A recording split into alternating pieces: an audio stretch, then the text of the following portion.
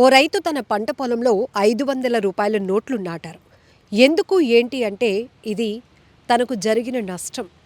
తన బాధను ఎంతమందికి చెప్పుకున్నా, తన కష్టాన్ని చూడమని అధికారులకు విన్నవించుకున్నా ఎవరూ పట్టించుకోకపోవడంతో ఇలా వినూత్న రీతిలో తన నిరసన తెలిపాడు. రాజస్థాన్ నాగౌర్ డిస్ట్రిక్ట్కి చెందినటువంటి మల్లారం బవారి అనే ఓ రైతు ఆ, పత్తి పంట సాగు కోసం బ్యాంకులో ₹1,00,000 లోన్ తీసుకున్నాడు. అయితే భారీ వర్షాలు, తరచుగా వర్షాలు కురుస్తూ ఉండటం వల్ల తన పంట పూర్తిగా నష్టపోయాడు. ఈ నష్టాన్ని భరించలేనటువంటి అతను అధికారుల చుట్టూ తిరిగాడు.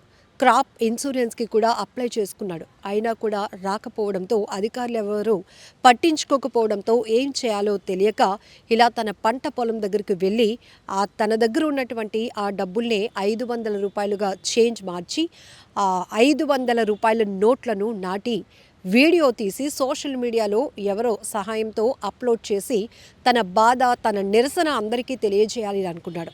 సో ఈ వీడియో కాస్త ఇప్పుడు సోషల్ మీడియాలో వైరల్ కావడంతో నెటిజన్లంతా కూడా ఈ రైతు కష్టాన్ని చూడండి, తన సమస్యని పరిష్కరించండి అంటూ అధికారులకు రిక్వెస్ట్ చేస్తున్నారు.